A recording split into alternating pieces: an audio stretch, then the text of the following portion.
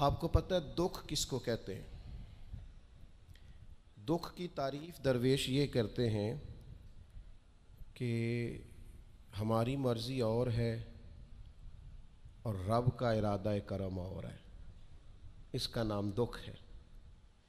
سکھ کیا ہے کہ ہماری بھی وہی مرضی ہے جو ہمارے رب کی مرضی ہے۔ اگر مالک کریم کا ارادہ کرم یہ ہے کہ لاکھوں کروڑوں مل جائیں تو الحمدللہ، اور اگر اس کا ارادہ کرم یہ ہے کہ ایک وقت روٹی ملے ایک وقت فاقہ ہو تو الحمدللہ۔ اللہ کے فیصلوں پر راضی رہنا۔ ڈھیر سارے لوگ دنیا میں ملتے ہیں جو کہتے ہیں جی مجھے یہ پریشانی ہے، میں سب طبیبوں حکیموں کے پاس گیا، پھر میں آستانوں درباروں مزاروں پہ بھی حاضر ہوا، اس کے بعد میں نے بڑے بڑے دانشوروں سے مشاورت کی، لیکن میرا یہ مسئلہ حل نہیں ہوتا۔ تو کیا ہوتا ہے پھر وہ انزائٹی کا، ڈپریشن کا، ٹینشن کا، ذہنی تناؤ کا شکار ہونے لگتے ہیں۔ یاد رکھیے گا کہ اگر سارے ڈاکٹروں، طبیبوں، حکیموں، دعاؤں، التجاؤں کے بعد بھی مسئلہ حل نہیں نہ ہو رہا، تو پھر معنی یہ ہے کہ رب کی رضا یہی ہے کہ جو کرم سے اس نے فیصلہ کر دیا ہم بھی اس فیصلے پہ راضی ہو جائیں۔ بے چینی اور اضطراب یہ ہے کہ اللہ کا فیصلہ کچھ اور ہے اور ہماری جد و جہد کچھ اور ہے، اس سے ذہنی اضطراب اور تناؤ پیدا ہوتا ہے، اس سے طبیعتیں بے چین اور بے قرار ہوتی ہیں۔ امام علی مقام رضی اللہ تعالیٰ عنہ کی زندگی یہ ہے، اس کو سمجھیے گا کہ جس طرح قرآن مجید نے حضرت یوسف علیہ السلام کے واقعہ کو احسن القصص کہا ہے نا، قصوں میں سے سونا قصہ، خوبصورت داستان جناب یوسف کی، اور داستان یہ ہے کہ کبھی وہ باپ کے سب سے زیادہ لاڈلے ہیں اور کبھی وہ جناب یوسف علیہ السلام کنویں کی زینت بن گئے، کبھی ان کے قریب گرم ہوا بھی نہیں آتی اور کبھی ان کے چہرے پر تماچے پڑتے ہیں۔ پھر وہ کنویں سے نکلتے ہیں تو ایک اور تکلیف سہتے ہیں کہ انہیں بازار میں بیچا جاتا ہے، پھر وہ اللہ کی فضل سے اور اس کی توفیق سے ایسی جگہ چلے جاتے ہیں جہاں انہیں شہزادہ بنا کے رکھا جاتا ہے۔ کچھ زندگی بڑی آسودگی اور آسانی کی طرف بڑھنے لگتی ہے کہ پھر ایک فیصلہ کرم ہوتا ہے کہ جناب یوسف کو جیل میں جانا ہے، تو وہ کسی جگہ شکوہ نہیں کرتے، وہ کنویں میں جاتے ہیں تو پھر بھی اللہ کی رضا پہ راضی ہیں، وہ شہزادے بنتے ہیں تو پھر بھی اللہ کی رضا پہ راضی، وہ دوبارہ جیل میں ڈال دیے جاتے ہیں تو پھر بھی اللہ کی رضا پہ راضی ہیں۔ پھر اللہ کا فیصلہ ہوتا ہے کہ جس ملک کے وہ قیدی تھے نا، رب اسی ملک کا انہیں بادشاہ بنا دیتا ہے۔ یہ انسانی زندگی کا ایک دستور ہے کہ آپ کو دکھ بھی آئیں گے، سکھ بھی آئیں گے، آزمائشیں بھی آئیں گی، تکلیفیں بھی آئیں گی، لیکن سکھوں کا معاملہ تو ہم بڑے لطف کے ساتھ اور ذائقے کے ساتھ گزارتے ہیں، دکھوں کی باری آتی ہے تو شدید اضطراب کا شکار ہو جاتے ہیں۔ بالکل یہی زندگی جناب امام حسین رضی اللہ تعالیٰ عنہ کی۔ آپ کبھی خوبصورت پہلوؤں پر غور کریں نا کہ امام علی مقام وہ ہیں کہ کبھی وہ سجدے کی حالت میں نانا کے کندھوں پہ ہیں، اور کبھی حضور گلی سے گزر رہے ہیں تو حسنین نانا کے کندھوں پہ ہیں۔ کبھی کیفیت یہ ہے جناب امام علی مقام رضی اللہ تعالیٰ عنہ کی کہ وہ اپنی والدہ کے مقدس کاشانہ نور میں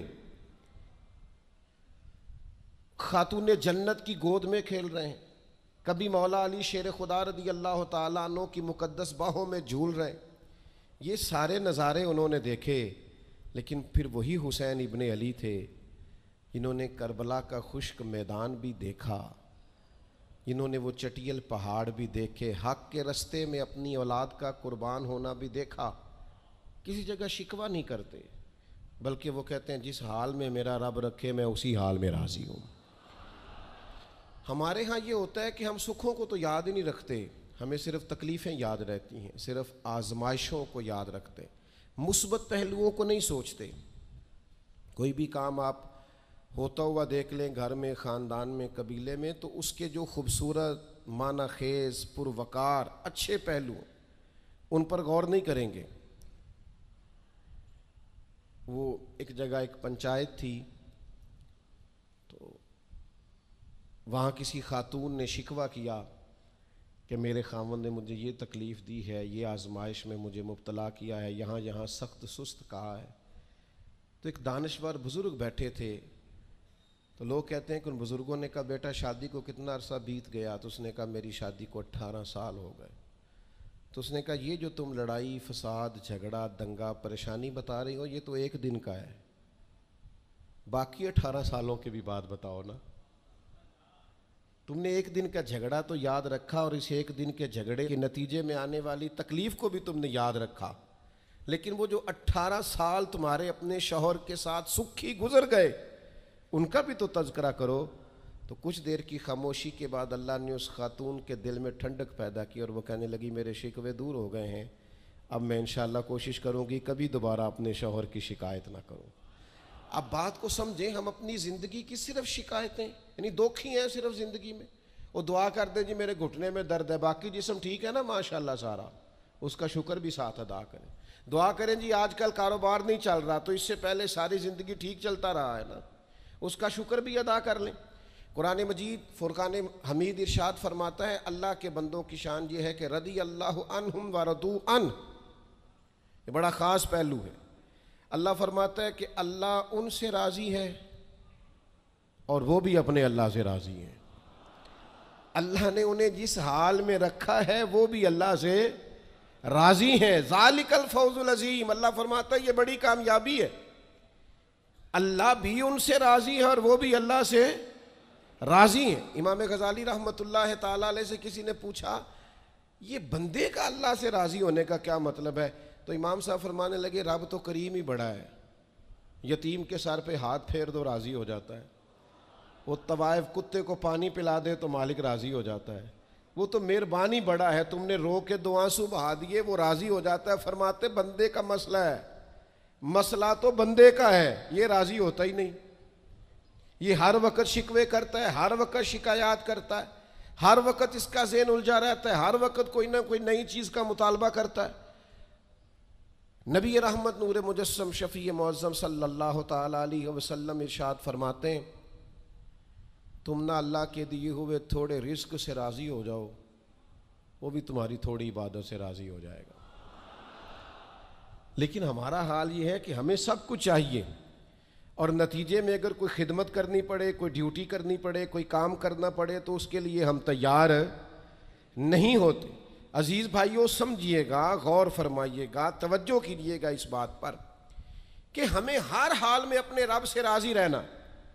آزمائش آ جاتی ہے، دکھ آ جاتے ہیں، محنت پوری کریں، جد و جہد پوری کریں، جو کام آپ کرنے جا رہے ہیں اس کے لیے جتنے ضروری اسباب ہیں وہ جمع سارے کریں، لیکن نتیجہ اللہ پہ چھوڑ دیں، رزلٹ اپنی مرضی کا نہ مانگیں۔ یہ عقیدہ توحید یہ ہے کہ نتیجہ جو رب ہمارے لیے نکالے وہ نتیجہ ہمیں قبول ہونا چاہیے۔ درویش نے ایک جملے میں بات ختم کر دی، وہ کہتے ہیں دکھ قبول محمد بخشا، بس راضی رہن پیارے۔ اگر پیارے راضی ہیں دکھ دینے میں تو پھر ہمیں یہ دکھ قبول ہے، اور کئی دفعہ قبول ہے۔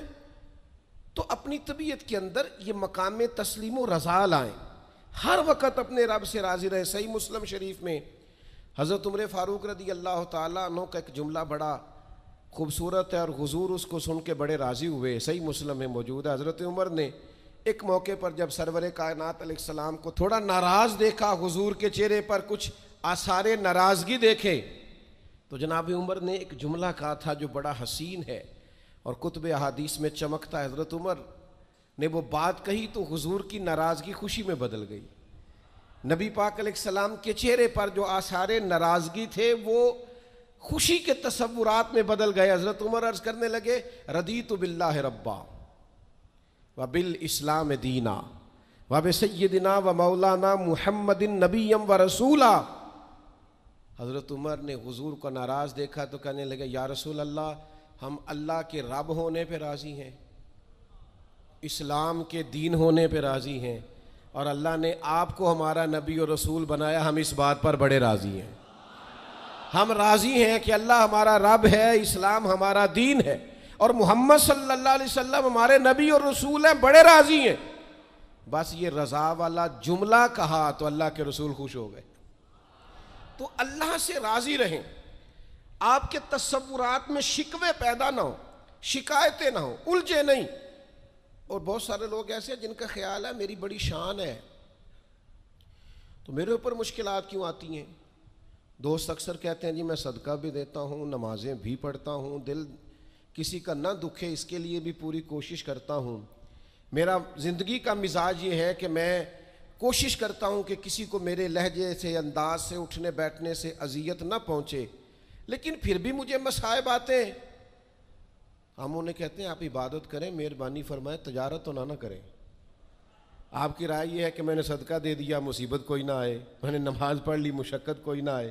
تو قانون قدرت یہ ہے کہ حضور علیہ الصلاۃ والسلام فرماتے ہیں سب سے زیادہ تکلیفیں آتی انبیاء پہ ہیں، اور حضور فرماتے ہیں میں اللہ کا لاڈلا محبوب ہوں، میرے اوپر سب سے زیادہ تکلیفیں آئیں۔ یہ آپ اللہ کی رضا پہ راضی رہ کے تو دیکھیں، آپ کے مزاج میں کمال بردباری پیدا ہو جائے، ایک ٹھہراؤ آئے۔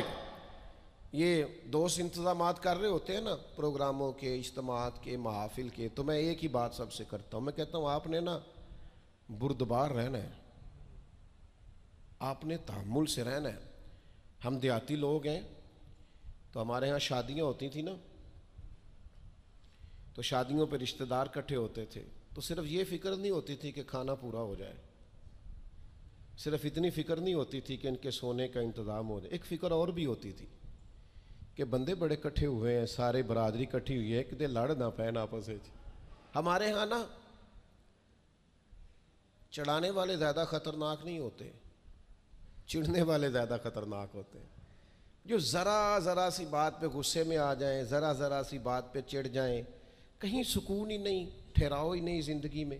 اللہ کی رضا پہ راضی رہیں، میرے رب نے جہاں مجھے رکھا ہے سب سے زیادہ باکمال رکھا ہے، جہاں میں ہوں خدا جانے بلندی ہے کہ پستی، پر جہاں میں ہوں وہاں کوئی نہیں ہے۔ آپ اپنے رب کی رضا پہ راضی رہیں کہ میری جہاں ڈیوٹی ہے، کیا ہی بات ہے، میری جہاں ڈیوٹی، حضرت صدیق اکبر کو امیر المومنین بنایا گیا، لیکن جناب بلال حبشی کے پاس مدینے والے محبوب کے مہمانوں کی ذمہ داریاں تھیں، مسجد نبوی کی کنجیاں تھیں۔ کمال ان کا بھی بڑا ہے اور کمال بلال حبشی کا بھی بڑا ہے، حالانکہ وہ تو مسجد میں جھاڑو دیتے تھے، خدمت کرتے تھے۔ تو آپ اللہ کی رضا پہ راضی رہیں، جہاں رب نے آپ کو رکھا ہے، جس مقام پہ رکھا ہے وہاں آپ راضی رہیں، آپ کو اطمینان محسوس ہوگا، آپ سکون میں آ جائیں، دل میں ٹھنڈک محسوس کریں گے، پریشانیوں سے نکلیں گے۔ یہ حدیث دیکھیے امام غزالی نے لکھی ہے، نبی پاک صلی اللہ تعالیٰ علیہ وسلم کے پاس نا صحابہ کی ایک جماعت آئی، انہوں نے عرض کی یا رسول اللہ صلی اللہ علیہ وسلم ہم ایماندار ہیں۔ تو حضور نے فرمایا تمہارے ایمان کی نشانی کیا ہے؟ تم صاحب ایمان ہو تو دلیل کیا ہے؟ انہوں نے عرض کی یا رسول اللہ، یہ ذرا دلیل سننا۔ عرض کرنے لگے یا رسول اللہ مصیبت آئے تو صبر کرتے ہیں، نعمت ملے تو شکر کرتے ہیں، اور یا رسول اللہ رب جو فیصلے کر دے ہم اس پر راضی رہتے ہیں۔ حضور فرمانے لگے کعبے کے رب کی قسم تو واقعی ایماندار لوگ ہو، اگر تم اللہ کے فیصلوں پہ راضی ہو، اگر تم نعمتوں پہ شاکر ہو، مصائب پر صابر ہو، تو تم واقعی مومن ہو۔ تو یہ یاد رکھیں اچھی طریقے سے کہ ہمیشہ اپنے آپ کو اپنے رب کے فیصلوں پہ راضی رکھیں، ہمیشہ کوشش کریں کہ مقدر سے شکوہ نہ کریں، تقدیر سے شکایت نہ کریں، جو ہمیں نہیں ملا اس کے بارے میں اپنی طبیعت کے اندر تڑپ اور طلب نہ پیدا کریں، بس جو فیصلہ رب نے کر دیا اس فیصلے پر ہمیشہ راضی رہیں۔ یہ کر کے دیکھیں۔ حضرت انس بن مالک رضی اللہ تعالیٰ عنہ فرماتے ہیں ایک پوری جماعت جنت میں جائے گی لوگوں کی، فرشتے ان سے پوچھیں گے کہ میاں حساب دے آئے ہو؟ تو وہ کہیں گے ہمیں تو کسی نے حساب پوچھا ہی نہیں۔ ان سے پوچھا جائے گا پل صراط دیکھی ہے؟ کہیں گے نہیں ہم نے تو نہیں دیکھی۔ ان سے پوچھا جائے گا کہ میزان عمل؟ تو انہوں نے کہا نہیں بالکل نہیں۔ تو کہا اچھا تم بڑے خاص لوگ ہو، دنیا میں کرتے کیا رہے ہو؟ تو کہیں گے کرتے کچھ بھی نہیں تھے، رب کے فیصلوں پہ راضی رہتے تھے۔ اور طبرانی میں ایک روایت ایسی بھی موجود ہے کہ حضور فرماتے ہیں رب کہتا ہے جس نے میرے فیصلوں پہ راضی نہیں رہنا وہ رب کوئی اور ڈھونڈ لے۔ اگر تم میرے فیصلے پہ راضی ہی نہیں ہو، او بھائی میں اپنے ادارے کا سربراہ ہوں، جو میرا فیصلہ نہیں مانے گا وہ نکلے گا ادارے سے۔ میں اپنی جماعت اور تنظیم کے تعلق سے کوشش کروں گا کہ امیر کی اطاعت کا سبق دوں۔ اگر کوئی نظم و ضبط درست نہیں کرے گا، یہ ایک حال ہے یہاں کے جو مینجمنٹ کے کام ہے، معاملات ہیں، ایک سربراہ آپ نے بنایا ہوتا ہے، اب اس کی اگر بات نہیں مانے گا کوئی ورکر، کوئی کام کرنے والا، تو یقیناً وہ کہیں گے کہ میاں آپ بات نہیں مان رہے، تمہارا نظم و ضبط خراب ہوتا ہے، لہذا اگر آپ نے ہمارے نظم کے اندر نہیں رہنا تو آپ نکل جائیں۔ تو اللہ کے فیصلوں کو جو لوگ تسلیم نہیں کرتے، اللہ کے فیصلوں کو جو لوگ تسلیم نہیں کرتے، یقیناً وہ کمزور ہو جاتے ہیں۔ آج بڑے لوگ ہیں جو وظیفے پوچھتے ہیں، اللہ کیسے راضی ہوگا؟ بتاؤں وظیفہ آپ کو؟ امام غزالی لکھتے ہیں کہ حضرت موسیٰ کلیم علیہ السلام نے اللہ کے حضور عرض کیا، مالک میری قوم پوچھتی ہے تو کیسے راضی ہوگا؟ ہم تجھے راضی کرنا چاہتے ہیں تو کیسے راضی ہوگا؟ تو حضرت موسیٰ علیہ السلام سے رب کریم نے فرمایا، ان سے جا کے کہہ دو کہ مجھ سے راضی ہو جائے، میں بھی ان سے راضی ہو جاؤں گا۔ یہ اپنے رب سے راضی رہیں، جو رب ان کے لیے فیصلہ کرے۔ وہ حضرت سفیان ثوری دعا مانگ رہے تھے نا، یا اللہ راضی ہو جا، یا اللہ راضی ہو جا، یا اللہ راضی ہو جا، تو حضرت رابعہ بصریہ رحمۃ اللہ علیہا بھی پردے کے پیچھے بیٹھی تھیں، تو جب انہوں نے بہت زیادہ اس دعا پر اصرار کیا نا، یا اللہ راضی ہو جا، تو پردے کے پیچھے سے بول پڑی، کہنے لگی سفیان اب کچھ اور نہ مانگے اللہ سے، آگے نہ چلے۔ جناب سفیان کہنے لگے میں دعا ہی کر رہا ہوں کہ یا اللہ تو راضی ہو جا۔ تو فرمانے لگی پہلے اپنے دل پہ ہاتھ رکھ کے بتائیں آپ اللہ سے راضی ہیں؟ آپ تو کہتے ہیں یہ ہے تو یہ نہیں ہے، کبھی یہ بھی مل جائے نا، اگر آپ ناراض نہ ہوں تو۔ پہلے خیال تھا ایک سواری مل جائے، چاہے موٹر سائیکل ہی ہو، مل گئی، اب بڑے پریشانی ہوتی ہے، کبھی 4 ٹائروں والی ہوتی نا، وہ بھی مل گئی، دے دی، طلب ہی یہ تھی۔ اب خیال آتا ہے کبھی تھوڑی سی بڑی مل جائے نا، وہ بھی مل گئی۔ اب جن کی ذرا گاڑیاں اونچی ہیں، ٹائر چوڑے ہیں، وہ پریشان کرتے ہیں، تو بندہ تو روک ہی نہیں رہا کہیں۔ تو حضرت کلیم سے رب نے فرمایا ان سے کہو مجھ سے راضی ہو جائے، میں بھی ان سے راضی ہو جاؤں۔ لیکن ہماری طبیعت کی بے چینی، ہمارے مزاج کی بے قراری، ہمارے لب و لہجے کا وہ عالم کہ ہم خوش نہیں ہوتے۔ ڈھیر سارے لوگ ہیں، آپ کچھ بھی کر لیں، کچھ بھی گھر میں لے آئیں، کچھ بھی ہو جائے، کتنی بھی نعمت مل جائے، ان کا مزاج اس طرح کا بن جاتا ہے، خوش نہیں۔ میں اکثر دوستوں سے کہتا ہوں کہ بعض دوست ایسے ہیں جن کا انداز اس طرح کا ہے کہ ان کو کوئی بھی نعمت مل جائے تو ان کی طبیعت سکون پذیر نہیں ہوتی۔ حضرت عبداللہ ابن عمر رضی اللہ تعالیٰ عنہ صحابہ میں سے بڑے صالح آدمی ہیں، نیک آدمی ہیں، حضرت عمر کے صاحبزادے ہیں، اور اللہ کے حبیب علیہ السلام نے فرمایا یہ بڑے نیک ہیں۔ تو سیدنا عبداللہ ابن عمر رضی اللہ تعالیٰ عنہ کے نا ایک صاحبزادے بیمار تھے۔ یہ جو بچے بیمار ہوں یا کسی تکلیف میں ہوں تو یہ ماں باپ کو بڑا بے چین کر دیتے ہیں۔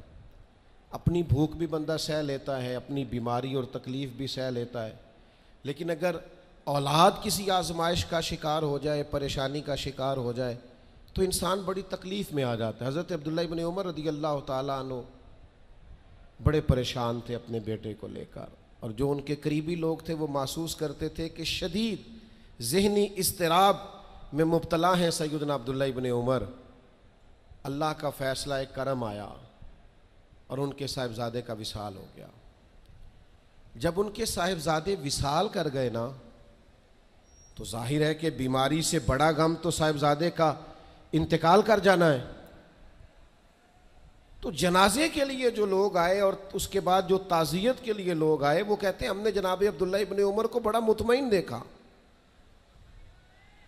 ہم نے دیکھا کہ بیٹے کے انتقال کے بعد ان کی طبیعت میں ایک ٹھہراؤ آ گیا، اور آنے جانے والوں کو بڑے اطمینان سے، بڑی محبت سے ملتے، ان کا انداز بڑا منفرد ہو گیا۔ ایک صاحب نے پوچھ ہی لیا کہ جناب آپ پہلے بڑے بے چین تھے، اب آپ کی طبیعت میں بڑا ٹھہراؤ آ گیا، وجہ کیا ہے؟ تو حضرت عبداللہ ابن عمر فرمانے لگے جب تک وہ بیمار تھا میری ذمہ داری تھا اور میں بے چین تھا۔ فرمایا میرے رب کا فیصلہ ہے، کرم آ گیا ہے اور وہ میرے رب کے حضور حاضر ہو گیا ہے۔ گویا اب جس بارگاہ میں گیا ہے وہاں رحمت ہی رحمت ملے گی، وہاں کرم ہی کرم ملے گا۔ اب میں مطمئن ہو گیا ہوں کہ اللہ کی رحمتیں قبر میں اس کا استقبال کریں گی۔ جب تک میری ڈیوٹی تھی تو میں پریشان تھا، بے چین تھا، بے قرار تھا، اب تو حاضر بارگاہ ہو گیا اور میں اپنے رب کی رضا پہ راضی ہوں۔ جب تک اللہ نے چاہا بیٹا میرے پاس رہا، اور جب اللہ نے چاہا اللہ نے اسے اپنی بارگاہ میں بلا لیا۔ میرے بھائیوں یاد رکھیے گا، ہمیشہ اس بات کو اپنے ذہن میں بٹھائیے گا کہ زندگی کے اندر کبھی بھی اللہ کے فیصلوں پر شکوہ کرنا اور اللہ کے فیصلوں پر اظہار ناراضگی کرنا معاذ اللہ، اس سے اپنے دامن کو ہمیشہ بچا کے رکھیں اور پناہ میں رکھیں اپنے دامن کو، کہ کبھی بھی انسان اس طرح کا نہ ہو جائے۔ میں دیکھتا ہوں شدید بے چینی یہ ہمارے ماحول میں، اللہ تعالیٰ معاف فرمائے، جو لوگوں سے شدید ایک دوسرے سے ہماری طبیعتیں کھنچ جاتی ہیں اور تناؤ اور کھچاؤ پیدا ہو جاتا ہے، اور پھر لوگ ڈپریشن میں چلے جاتے ہیں، حتیٰ کہ بعض لوگ معاذ اللہ انتہائی قدم اٹھاتے ہیں، خودکشی کی طرف بڑھ جاتے ہیں۔ اور بڑے بڑے پڑھے لکھے لوگوں کا ہم ایسا رجحان دیکھتے ہیں کہ وہ عجیب پریشانی کن گفتگو کرتے ہیں، بس اس کا ارادہ تھا ملک سے باہر جانے کا اور وہ حالات سازگار نہیں ہوئے، کسی وجہ سے نہیں جا سکا، تو بھئی سارے لوگ نہیں جا پاتے۔ آپ ڈھیر سارے لوگوں سے پوچھ لیجئے گا کہ وہ زندگی میں کچھ اور کرنا چاہتے تھے، لیکن اللہ کا ارادہ کرم ان کے لیے کچھ اور تھا۔ اور یہ ایک ایسی اللہ کی توحید کی علامت ہے کہ مولا علی شیر خدا فرماتے میں نے اسی سے تو رب کو پہچانا ہے، کہ جو میں کرنا چاہتا تھا وہ نہیں ہوا، بلکہ وہ ہوا جو میرا رب چاہتا تھا۔ فرماتے میں نے کسی کام کے لیے سارے اسباب جمع کر لیے، جب نہیں ہوا تو میں سمجھ گیا یہ کرنا میرے اللہ نے۔ تو میرے عزیز، یہ تو اللہ کی بہت بڑی اس کے ہونے کی علامت ہے کہ آپ اس کی رضا پہ راضی رہیں۔ حضرت ابن وقاص رضی اللہ تعالیٰ عنہ بڑے مستجاب الدعوات تھے، جو دعا مانگتے تھے قبول ہو جاتی تھی، اللہ کا ان پر خاص انعام تھا۔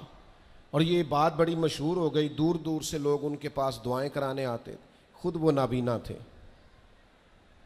بینائی نہیں تھی۔ تو کچھ لوگوں نے ان سے کہا کہ آپ اپنے لیے بھی دعا کر لیں، تو فرمانے لگے میرے رب نے بڑا عرصہ مجھے آنکھوں کا نور عطا کیا ہے، اب وہ لے گیا ہے تو میں اپنے رب کی رضا پہ راضی ہوں۔ اب اس میں ہوتا کیا ہے؟ دکھ اور تکلیف اور اللہ کے فیصلے پہ راضی رہنے میں نا ایک خاص لذت بھی ہے۔ صرف سکھوں کا مزہ نہیں ہوتا، دکھوں کا بھی مزہ ہوتا ہے۔ ہاں ہاں، زخموں کی بھی ایک لذت ہوتی ہے۔ یہ کبھی آپ کے کوئی زخم ہو جائے اور ٹھیک ہونے کے قریب آئے تو آپ اسے چھیڑ کے دیکھیں، اس کی بھی ایک لذت، دکھوں کا بھی ایک مزہ۔ سکھوں میں تو لوگوں کو رونا نہیں آتا، جو بڑے سکھی ہوتے ہیں وہ تو کعبے جا کے نہیں روتے، ناراض نہ ہوئیے گا مجھ سے، ان کو تو مدینے جا کے رونا نہیں آتا۔ یہ دکھ ایک ایسی چیز ہے جو بندے کے دل کو نرم رکھتے ہیں۔ یہ آزمائش ایک ایسی چیز ہے جس میں نفسانی قوتیں ختم ہوتی۔ کوئی نہ کوئی آزمائش انسان کے ساتھ رہے تو اللہ کے حضور حاضر رہتا ہے۔ دکھوں کو، بیماریوں کو، تکلیفوں کو کبھی بھی برا نہیں جاننا چاہیے۔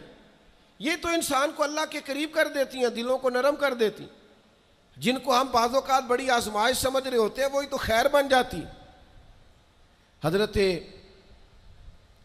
جناب ایوب علیہ السلام شدید علیل ہو گئے، شدید بیمار ہیں، 16 سال گزر گئے بیماری کو۔ تو آپ کی اہلیہ نے ایک دن آپ سے کہا اللہ کے نبی ہیں، دعا ہی مانگ لیں، اللہ شفا دے دے۔ تو جناب ایوب علیہ السلام اپنی اہلیہ سے فرمانے لگے شفا کتنا عرصہ رہی ہے؟ انہوں نے کہا 60 سال۔ فرمایا بیماری کو کتنا عرصہ ہوا؟ کہا 16 سال۔ فرمانے لگے ذرا بیماری کو بھی 60 ہو لینے دے، پھر دعا مانگ لیں گے، ہو لینے دے ذرا 60 سال۔ اللہ کی رضا پہ راضی رہنے کا فیصلہ کیا۔ آپ کی زبان مبارک سے یہ جملے نکلے کہ 60 سال ہو جائیں گے تو کر لوں گا دعا، اللہ تعالیٰ نے اسی وقت شفا عطا فرما دی، ٹھیک ہو گئے جناب ایوب۔ کچھ دن گزرے نا تو آپ کی اہلیہ نے ایک سوال پوچھا، کہنے لگی ایوب یہ بتائیے آپ نے بیماری بھی دیکھی، شفا بھی دیکھی، بیماری ٹھیک تھی کہ شفا؟ تو آپ فرمانے لگے سارے دن ہی اللہ کے ہیں، جس حال میں رکھے ٹھیک ہے۔ وصل اچھا ہے نہ فراق اچھا ہے، یار جس حال میں رکھے وہی حال اچھا ہے۔ میں سارے دن اس کے ہیں، لیکن فرمانے لگے اگر تم مجھ سے پوچھو نا میری ذاتی رائے تو بیماری بڑی اچھی تھی۔ انہوں نے کہا یوں بیماری اچھی تھی؟ آپ فرمانے لگے جب میں بیمار تھا نا تو 24 گھنٹے میں ایک بار میرا رب میرا حال پوچھتا تھا۔ فرمایا 12 گھنٹے تو اس مزے میں گزر جاتے تھے کہ رب نے حال پوچھا ہے، اور پھر اگلے 12 گھنٹے میں انتظار کرتا تھا کہ میرا رب دوبارہ کب حال پوچھے گا۔ تو میں ان 24 گھنٹوں کی لذت نہیں بتا سکتا جو اس کے حال پوچھنے سے طاری ہوتی۔ تو فرمایا شفا تو مل گئی ہے پر اب وہ حال تو نہیں نہ پوچھتا۔ اب وہ میرے بھائی اس بیماری میں جو لذتیں ہیں، جو کرم نوازیاں ہیں، جو رحمتیں، ان کو بھی تو دیکھیں۔ اپنے کریم رب کی رضا پہ راضی تو رہے۔ خبر مشہور ہو گئی تھی امام حسین شہید ہو جائیں گے، نبی کریم علیہ السلام نے بھی یہ خبر ارشاد فرمائی، پتہ مولا علی کو بھی تھا، سیدہ پاک بھی جانتی تھی، امام حسین بھی جانتے تھے، یہ خبریں رہی ہیں نا۔ حضرت صدیق اکبر کھڑے ہیں، جناب عمر کھڑے ہیں، حضرت عثمان کھڑے ہیں احد پہاڑ پر، تو پہاڑ ہلنے لگا۔ آپ دیکھیے نا صحیح حدیث میں موجود ہے، تو نبی کریم علیہ السلام نے فرمایا پہاڑ ٹھہر جا، تیرے اوپر ایک نبی، ایک صدیق اور 2 شہید کھڑے ہیں۔ تو حضور نے بتا دیا نا کہ جناب عمر بھی شہید ہوں گے، جناب عثمان بھی شہید ہوں گے، لیکن کیا ایک دفعہ بھی حضور نے یہ دعا مانگی کہ اللہ انہیں شہادت سے بچا؟ معاذ اللہ کوئی دعا مانگی کہ یہ شہید نہ ہو، قتل نہ کیے جائیں؟ یہ تو شہادت ہے۔ امام حسین کو پتہ ہے، مولا علی کو پتہ ہے، سیدہ فاطمہ کو پتہ ہے، یہ خبر مشہور ہے، یہ شہید ہو جائیں گے، اور یہ بھی پتہ ہے کہ آزمائشیں آئیں گی، لیکن کسی نے بھی یہ دعا نہیں مانگی اللہ انہیں آزمائشوں سے بچا۔ جس نے بھی دعا مانگی ہے یہی مانگی، اللہ صبر بھی عطا فرما اور استقامت بھی عطا فرما۔ اس بات کو سمجھیں آپ کہ آپ بچے کو اگر ڈرائیں گے نا امتحان خطرناک ہوتے ہیں، امتحان نہیں دینے، تو وہ تو کسی جگہ کامیاب نہیں ہوگا۔ اس کو امتحان کا خوف نہ دلائیں، اس کی تیاری کرائیں، اس کی ذہن سازی کریں کہ امتحان دینا ہے، اس کو یہ شعور دیں کہ بیٹا کامیاب ہونا ہے۔ ہم نے ڈرا دیا ہے بچوں کو، ہم نے انہیں اس طرح کا بنا دیا ہے کہ وہ سہمے رہتے ہیں، پتہ نہیں کیا ہو جائے گا۔ ہزاروں سینکڑوں لوگوں کو روز جی ٹی روڈ سے گزرنا پڑتا ہے، لاکھوں کروڑوں لوگ گزرتے ہوں گے، اللہ معاف کرے کہ سب کا ایکسیڈنٹ تو نہیں نہ ہو جاتا۔ تو اگر آپ بچوں کو چھپاتے پھریں کہ روڈ پہ نہیں چڑھنا، بھائی انہیں آپ گاڑی صحیح چلانی سکھائیں، عمر کے مطابق ان کو سواری دیں، ان کی ٹریننگ صحیح کرائیں، انہیں کہیں کہ یہ ٹریفک کے قوانین ہیں ان کی پابندی کرو، لیکن انہیں یہ خوف نہ دلائیں کہ روڈ پہ نہیں جانا، یہ خوف نہ دلائیں انہیں کہ ہم نے اس راہ سے گزرنا نہیں، پتہ نہیں کیا ہو جائے گا۔ او بھائی اس طرح تو سانپ سے ڈرتا ڈرتا رسیوں سے بھی ڈرنے لگے گا۔ اللہ جو فیصلہ کر دے اس فیصلے پر پوری طرح راضی رہنا ہے۔ ہمارے مزاجوں میں مقام تسلیم و رضا نہیں ہے۔ یہ مومن دیانتدار کیوں ہوتے تھے؟ کروڑوں روپیہ ایک شخص کا سامنے پڑا ہے اور بندہ وہ ہے جس نے صبح سے کھانا نہیں کھایا، لیکن وہ کروڑوں روپے پہ نظر نہیں ڈالتا تھا۔ کیوں؟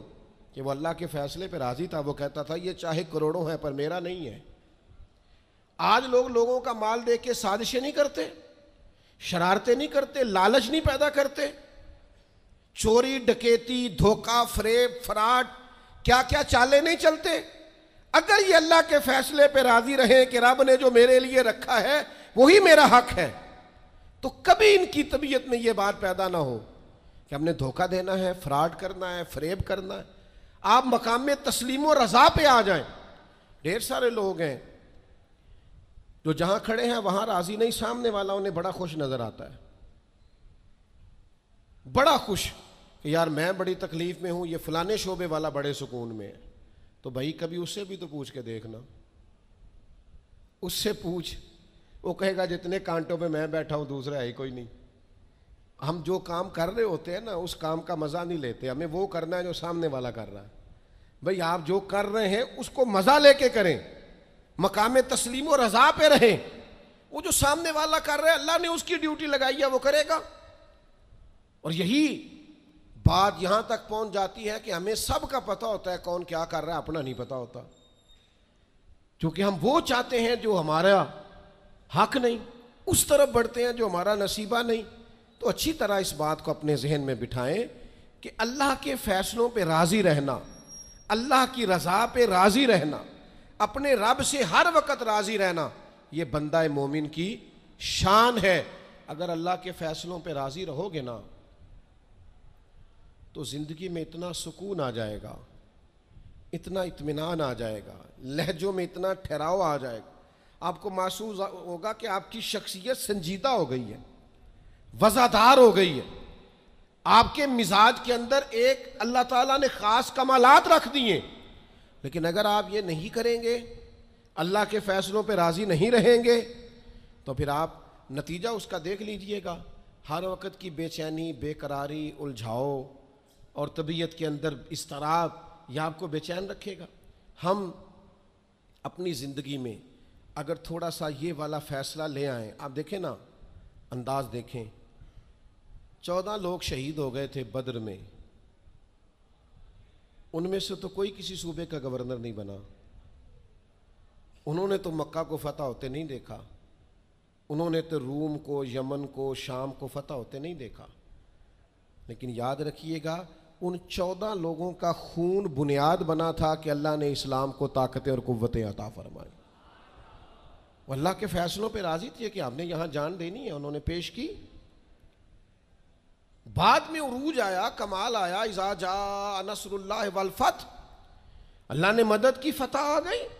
لیکن ان لوگوں نے اس وقت یہ فیصلہ کیا کہ ہمیں اللہ کی رضا کے لیے ڈٹنا ہے، کھڑے ہونا ہے۔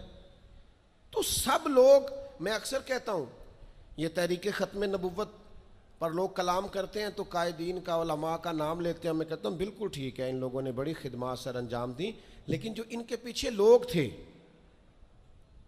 جو کوششیں کرتے رہے، جو عوامی طاقت تھی، ان سب کی ہمتیں بھی شامل ہیں۔ میں الحمدللہ آیا ہوں یہاں اور سیدھا آ کے بیان کر کے نکل کے جا رہا ہوں، تو یہ سارا کچھ میری کاوش نہیں ہے، یہ تو جو لوگ آدھی رات کو سڑک پہ پوسٹر لگاتے رہے، دن کو یہاں آتے رہے، رات جاگتے رہے، محنت کرتے رہے، پریشان ہوتے رہے، الجھتے رہے، یہ تو ان لوگوں کی کاوش ہے، یہ ان لوگوں کا کمال ہے۔ ہم سمجھتے نہیں اس چیز کو، جب تک آپ اپنے مزاج میں ٹھہراؤ نہیں لاتے اور چھوڑ دیں دوسروں کا کام اپنے کھاتے میں ڈالنا، یہ بھی میرا ہے، یہ بھی میرا ہے، یہ بھی میں نے کیا، یہ بھی میں، اس سے بھی بے چینی پیدا ہوتی۔ ہم نے جو کیا ہے ہم اس حد تک رہیں اور اللہ تبارک و تعالیٰ کے فیصلے پر سر تسلیم خم کریں۔ یقین کرو، اللہ کا فیصلہ کیسے ماننا ہے، اس کی اگر کسی نے صحیح تصویر دیکھنی ہے تو واقعہ کربلا کو دیکھیں۔ یعنی کائنات کے وہ لوگ جن کا خاندان بھی سب سے اونچا ہے، حسب بھی سب سے اونچا، نسب بھی سب سے اونچا، کمال بھی سب سے اونچا، وزاداری بھی سب سے اونچی، علم، فضل، شہرت، عزت، وقار، شرافت، نجابت، ہر چیز میں وراء الورا ہے، لیکن ان کی کیفیت میرے عزیز یہ ہے کہ امام علی مقام کے سامنے ان کی ساری اولاد شہید ہو گئی۔ یہاں نا اس اتنے بڑے مجمع میں کسی کی کٹی ہوئی انگلی پھینک دی جائے نا، انگلی کا ٹکڑا، انسانی انگلی کا، تو لوگ خوف سے بھاگ جائیں۔ ہم باتیں سن لیتے ہیں، کر لیتے ہیں، ہم سمجھتے نہیں کہ یہ کتنا عجیب منظر ہے۔ آپ یہ بات سمجھ سکتے ہیں کہ حضرت عباس کے بازو کٹے، پورے بازو کاٹ ڈالے گئے تو کیسا منظر ہوگا؟ اور امام حسین کا سر کاٹ کے نیزے پہ لگا دیا گیا، باقی جس میں اتھر کربلا میں پڑا ہے، اور سر بھیج دیا گیا دمشق میں، تو کیسی منظر کشی ہوگی۔ لیکن امام حسین سے لے کر جناب زینب تک اور امام حسین سے لے کر امام زین العابدین تک آپ کو جو بندہ بھی ملے گا رب کی رضا پہ راضی ملے گا، کسی جگہ وہ شکوہ کرتے نظر نہیں آتے۔ وہ سمجھتے ہیں یہ ہمارے رب کی مرضی، ہم اس پہ راضی ہیں، جب تک نانا کے کندھوں پہ تھے تب بھی راضی ہیں، اور جب گھوڑے کی پشت پہ ہیں تب بھی راضی ہیں، اور جب مدینے سے پردیسی ہو کے نکل رہے ہیں پھر بھی راضی ہیں، اور جب سر کاٹ کے نیزے پہ لگا دیے گئے ہیں تب بھی راضی ہیں۔ ہر حال میں اللہ کی رضا پہ راضی، رضی اللہ عنہم ورضوا عنہ، وہ اللہ سے راضی ہیں اور اللہ ان سے راضی ہے۔ کوشش کرنی ہے کہ اپنے بچوں کو واقعہ کربلا اس انداز میں سنایا جائے کہ ان کے اندر جرت پیدا ہو، جرت اظہار پیدا ہو، حق کا جذبہ پیدا ہو۔ امام حسین کی شہادت اس لہجے میں کبھی نہ سنیں نہ بیان کریں کہ جس سے کوئی کمزوری اپنی طبیعت میں پیدا ہو۔ امام علی مقام رضی اللہ تعالیٰ عنہ کا نام جرت کی علامت۔ امام حسین کا، وہ کسی نے کہا تھا سناؤ اپنے بچوں کو کہانی خیبر و خندق کی، علی کی بات سن کر دلوں سے ڈر نکلتے ہیں۔ خوف دور ہوتا ہے مولا علی کی باتیں سن کر۔ تو اپنے دلوں کے اندر یہ جذبہ اپنے بچوں کو لائیں۔ اور پھر میں آپ کی خدمت میں ایک آخری بات یہ بھی عرض کروں گا جسے کبھی نہ بھلائیے گا۔ سیدنا امام حسین رضی اللہ تعالیٰ عنہ کی زندگی کا یہ خوبصورت پہلو آپ نے کبھی نہیں بھلانا، کبھی نہیں چھوڑنا کہ حق کے رستے میں آپ اکیلے بھی ہوں، آپ کے پیچھے لاکھوں ہزاروں لوگ نہ بھی ہوں، تو حق پھر بھی حق ہوتا ہے۔ ہمیشہ کثرت جو ہوتی ہے وہ صداقت کی دلیل نہیں ہوتی۔ ہم نہ سیاسی بیان بازی کرتے ہیں کہ جو سودا مارکیٹ میں بکتا ہے وہی بیان ہم بھی دے دیتے ہیں، حق نہیں بولتے۔ ہم تو اپنے گھر میں حق نہیں کہتے، اپنے محکمے میں حق اور سچ نہیں کہتے، اپنے عزیزوں میں سچی بات نہیں کرتے۔ کیوں کہ ہم ہر طرح سے ڈپلومیس ہوتے ہیں کہ میں لوگوں کی گڈ بک میں رہوں۔ یہ انداز درست نہیں ہے۔ آپ سچی بات کر دیں، اثر اس میں اللہ پیدا کر دے گا۔ اللہ تعالیٰ آپ سب کا آنا قبول کرے۔